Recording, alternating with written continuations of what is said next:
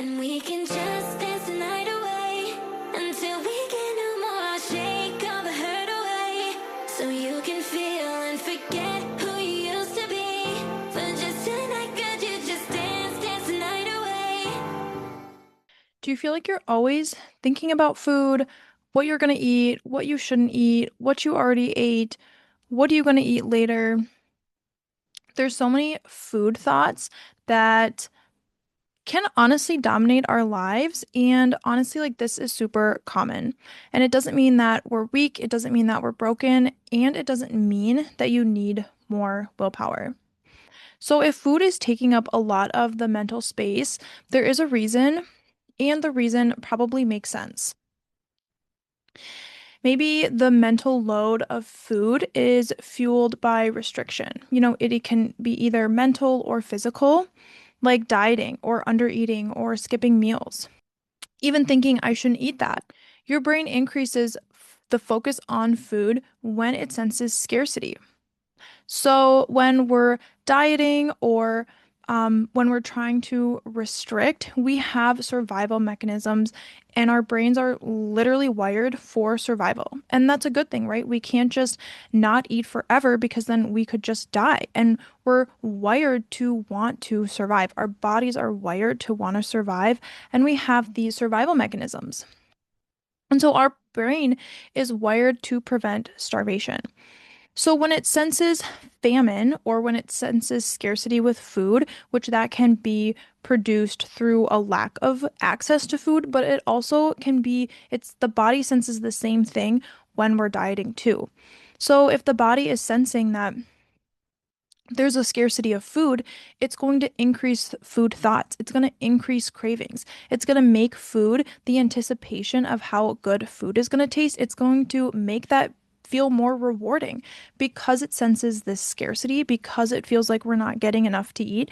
And so all of those things are going to start to increase. So the more that we restrict, the more that we try to limit the food that we're taking in, there's it really isn't about a lack of control. It's just our biology.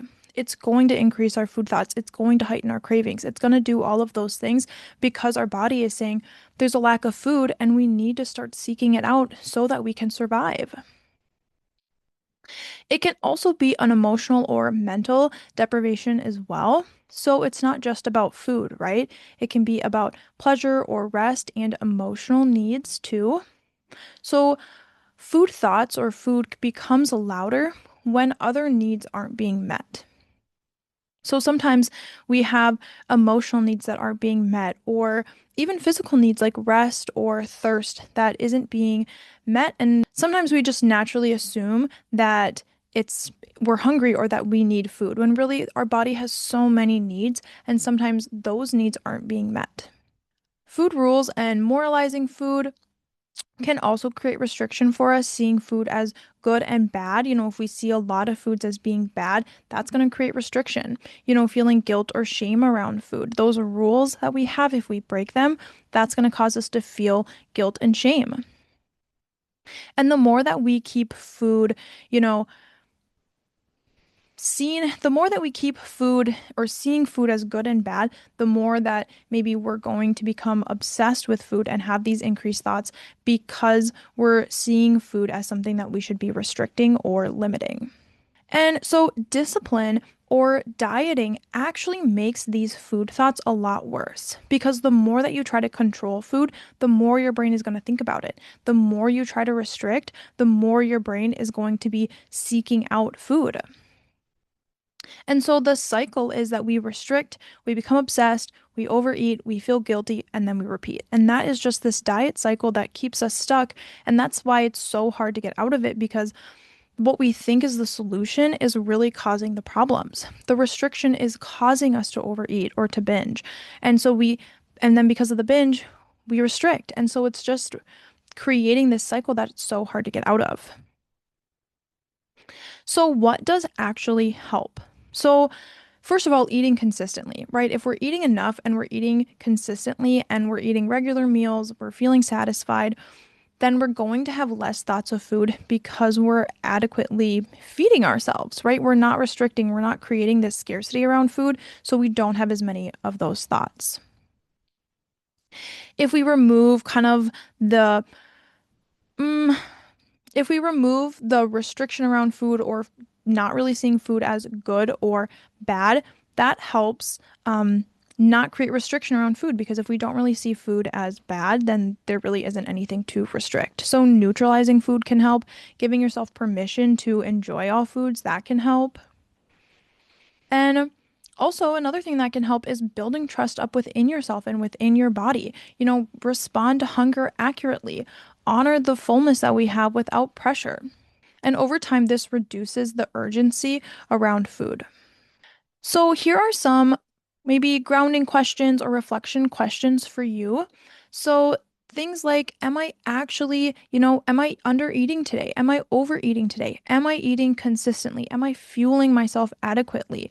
You know, where do you fall within all those questions? Or what am I telling myself I can't have? Is there a huge list of foods that I'm not allowing for myself? Because that's going to create this restriction and the obsession, right?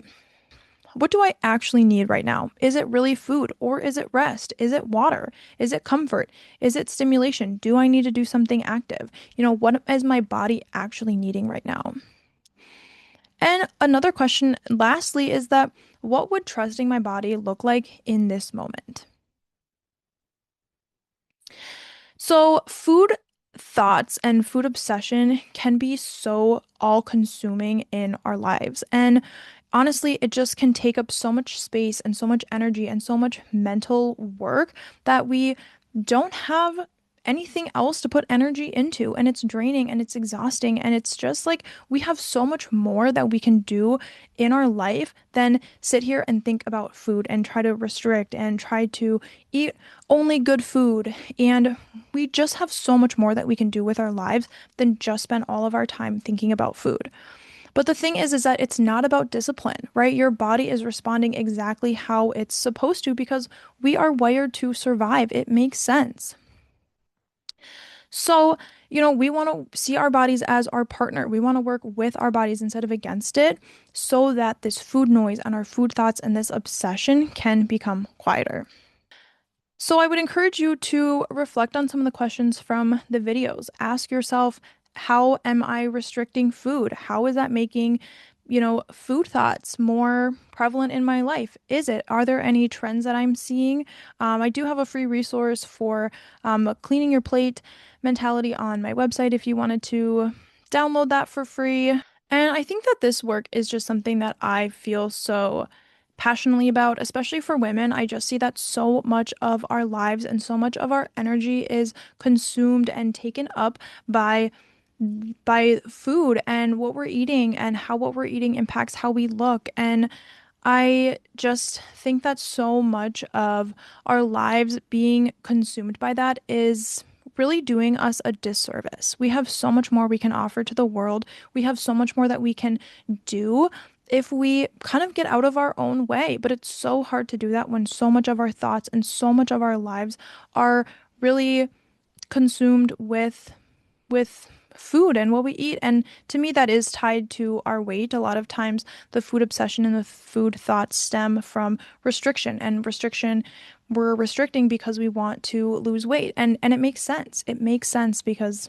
that's what our culture values. But yeah, I would invite you to reflect on any of those questions if they resonated you from the video. I have a free resource on my website if that's of any interest. And yeah.